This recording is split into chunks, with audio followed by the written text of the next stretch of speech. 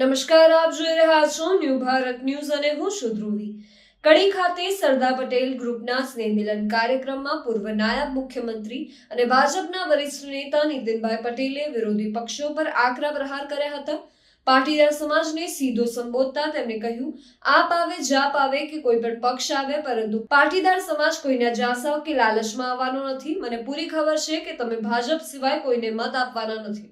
નીતિનભાઈએ કડી વિધાનસભા મતવિસ્તારમાં ભૂતકાળમાં ભાજપની સરકાર દ્વારા થયેલા વિકાસ કાર્યોનો ઉલ્લેખ કરતા કહ્યું કે અહીંના લોકો જાણે છે કે કોના શાસનમાં કેટલું કામ થયું છે।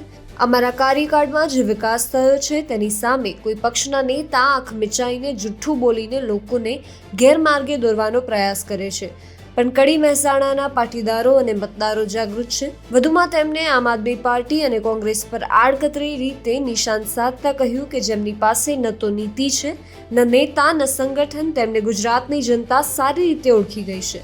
હવે કોઈની મીઠી મીઠી વાતોમાં આવવાનો સમય નથી। અત્યારે તો એટલી બધી ગ્રાન્ટો આવે છે કે સભ્યોને ક્યાં વાપરવી। સાચું કામ કરો તો ઠીક, બાકી ક્યાં જતું રહે છે ભગવાન જાણે। હોદ્દાથી કશું નથી થતું। પણ તેમણે કહ્યું કે કડીમાં હું બેઠો છું ત્યાં સુધી ખોટું થવા નહીં દઉં। આ સ્નેહ મિલનના કાર્યક્રમમાં મોટી સંખ્યામાં પાટીદાર સમાજના આગેવાનો અને કાર્યકર્તાઓએ હાજરી આપી હતી અને નીતિનભાઈના નિવેદનને વારંવાર તાળીઓથી વધાવી લીધું હતું। તમને ખબર છે કે તમે જિંદગીમાં ભાજપ સિવાય નથી આપવા, જિંદગીમાં નથી આપવા। સાચી વાત છે ને? આ બાબતો છે, આપણે કોઈના છાપવામાં આપણે ઝાલામાં નથી પડવા, ભાજપ સિવાય વાત નથી। પણ એટલા